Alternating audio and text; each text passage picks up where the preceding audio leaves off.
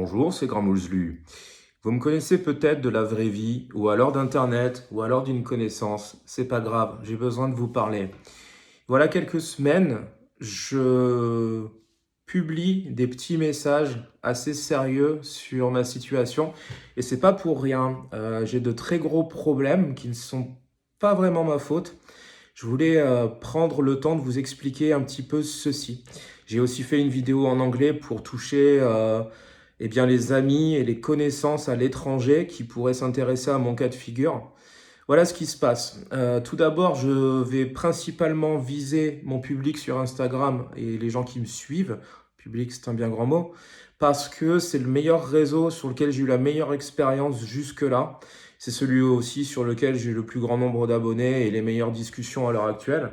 Donc voilà, je rediffuserai sur Facebook, sur YouTube, mais c'est à vous que je m'adresse. Les gens avec qui j'ai pu être en contact, les gens qui ont pu s'intéresser à ce que je fais créativement ou professionnellement, les gens qui sont sensibles à mes causes, qui peut-être ont de la sympathie pour ma personnalité.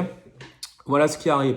Il y a un mois et demi, j'ai été reconnu par un professionnel de santé particulièrement sérieux comme étant atteint d'un trouble de stress post-traumatique multiple, chronique. Donc je ne peux pas m'en sortir en fait. J'ai des douleurs nerveuses et des espèces de phobies ponctuelles, très ridicules évidemment. J'ai gardé ma pleine lucidité, mais en fait ça me provoque des souffrances physiques terribles.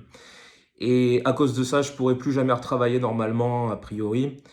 Je ne peux pas du tout compter sur l'aide des organismes gouvernementaux que sont France Travail et tout ça, parce que déjà, il y a beaucoup de bureaucratie derrière, pardon, et que en fait, ça faisait déjà un an que je leur courais après quand j'ai perdu mes droits. Il se trouve que j'ai été licencié brutalement l'année dernière suite à la prise de défense de mon équipe. J'étais vendeur en matériel d'art plastique. On est au prud'homme, mon avocate et moi contre l'employeur. L'employeur a décidé de me démolir en me faisant passer pour quelqu'un d'extrêmement violent et une menace pour l'humanité. Manque de bol, ça n'est absolument pas cohérent avec le calendrier des événements où j'ai été mis à pied après 4 jours de travail normal revenu de mes premières vacances depuis un an. Et où en fait dans la lettre de licenciement, les motifs étaient des fautes très graves avec de très lourds sous-entendus, comme quoi j'aurais pu agresser ou harceler des gens. Et en fait, c'est pour lutter contre ces mêmes faits que moi, j'ai pris la parole envers le directeur de mon magasin, puis le directeur du groupe qui m'employait. Et c'est quand même un comble, mais je pense que j'ai servi d'exemple et qu'on a voulu me mettre une balle dans la nuque symbolique pour intimider les autres, et ça a très bien fonctionné puisque personne ne s'est retourné contre eux par la suite. Et ça n'est certainement pas parce qu'il n'y a pas de problème. J'ai passé beaucoup de mois, beaucoup de semaines avec des gens qui pleurent en arrière-boutique, plusieurs fois par semaine, plusieurs fois par jour, des arrêts maladie, des gens qui partent à l'hôpital, à Dieu sait où. Mais bien sûr, hein, pour s'arranger, on va dire que tout ça, c'est moi qui l'invente, que je suis complètement en train de faire une performance artistique. Ce sera d'un point de vue légal beaucoup plus pratique. Et d'ailleurs, c'est l'occasion de vous annoncer l'arrivée d'une sorte de petit podcast bricolé par mes soins qui s'appellera Basé sur une histoire fausse, un peu comme dans les films, mais avec une blague. Et justement, qui va un peu mieux vous donner les détails si vous avez une curiosité morbide ou un intérêt sincère pour le fait de me soutenir. Déjà, sachez que pour l'instant, je suis à l'abri, je n'ai plus de maison, je peux plus me payer un logement, c'est pas possible. J'ai été vraiment détruit par deux propriétaires différents successifs qui étaient des purs arnaqueurs. Lors de mon arrivée à Lille, j'avais profité d'une mutation et d'une évolution professionnelle pour devenir chef d'équipe et tout ça, dans un boulot très précaire et très dur. Mais en tout cas, voilà, j'avais pu déménager dans cette ville que j'aime beaucoup, qui est Lille. Mais les logements et beaucoup de défaillances systémiques m'ont vraiment détruit.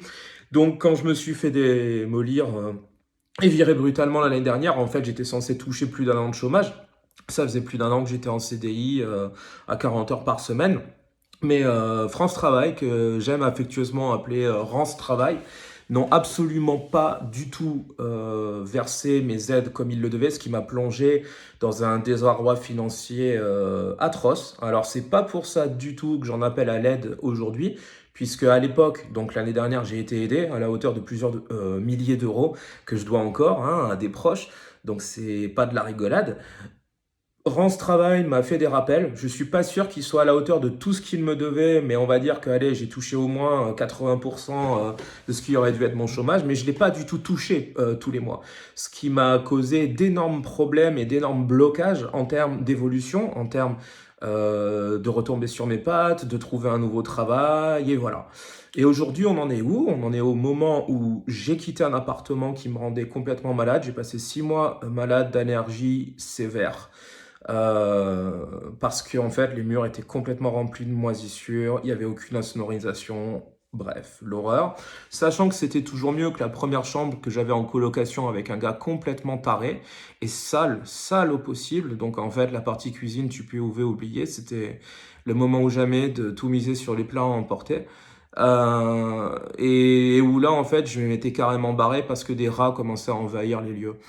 Donc, tout ça, j'ai rien fait pour, c'est la vie. Il y a beaucoup de gens qui sous-estiment qu'on peut en tomber si bas, que même en étant sérieux, en étant complètement impliqué dans ses engagements, qu'ils soient professionnels ou personnels, on peut se faire percuter de plein fouet par l'ignoble impunité de tas de sombres ordures qui existent dans ce système, que ce soit des agents immobiliers, des propriétaires à la one again dont ça devrait jamais être le métier, des employeurs frauduleux, des personnes totalement démissionnaires dans le niveau de l'accompagnement professionnel, des reconversions, de l'assistance sociale, tout ce que vous voulez en fait, partout, à chaque endroit où vous pourriez imaginer qu'il y a une aide systématique, il y a aussi des défaillances.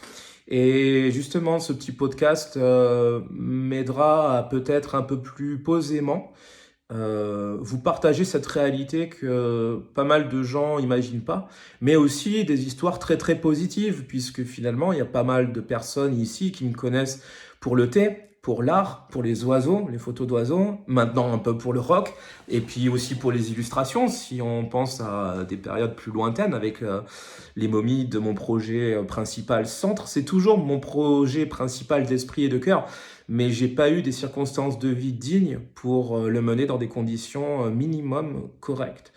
Et c'est vraiment pas des caprices de princesse que de dire minimum correct. En fait, je n'ai fait qu'être constamment pris à la gorge par des urgences ou des troubles de santé assez sérieux, les reins qui lâchent, les dents qui lâchent, bon, pas mal de choses en fait.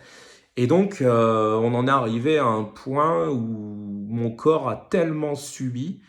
On peut dire que c'est l'esprit, mais en fait, c'est vraiment une manifestation physique de trauma très, très, très, très, très fort, quoi. De douleur que j'ai encaissé pour continuer et me conformer à des impératifs professionnels, autres, créatifs, j'allais dire, des fois par les projets que j'ai pu faire, mais honnêtement, c'est pas les projets qui m'ont détruit le plus, c'est le monde normal. Et justement, ça, je pourrais l'expliquer en long, en large, dans un format et un programme plus dédié. Mais d'ici là, si vous êtes content de m'avoir vu vous parler, de passer un peu de temps avec moi, m'entendre vous faire blabla avec des choses qui, je l'espère pour vous, ont du sens. Et si vous avez un petit peu d'argent, vraiment, je vous invite à utiliser le lien PayPal que je relais depuis plusieurs semaines maintenant, parce que c'est le seul moyen de me secourir, et je n'emploie pas le mot secourir à la légère. Bien sûr, une fois que je devrais quitter là où je me trouve le mois prochain, je peux toujours retomber dans ma famille, mais ça ne sera pas de gaieté de cœur et ce sera vraiment glauque. J'habite à Lille, les gens que je connais et chez qui je peux me réfugier sont à l'autre bout de la France. Mes affaires sont bloquées dans un box de location, je vous laisse imaginer le bazar. Et donc, vous posez pas la question de combien, vous posez pas la question de si vous êtes égoïste, si vous m'aidez pas, vous faites ce que vous pouvez si ça vous coûte pas personnellement. C'est-à-dire, faites par rapport à vos revenus et faites selon votre conscience. Mais c'est vrai que là, je suis vraiment dans la sauce et que si vous pouvez m'aider, je vous en serai extrêmement reconnaissant. Je pourrai jamais vous rendre cet argent. C'est vraiment du don pur et dur. C'est du caritatif à l'échelle micro-individuelle. Là, on y est. En attendant, je peux toujours publier des petites chansons comme je fais parce que c'est une session que je fais tous les 10-12 jours. Et après, je découpe. Donc, du coup, ça me fait de l'avance pendant un moment. Mais j'espère que voilà, vous voudrez bien me suivre dans mes prochaines aventures.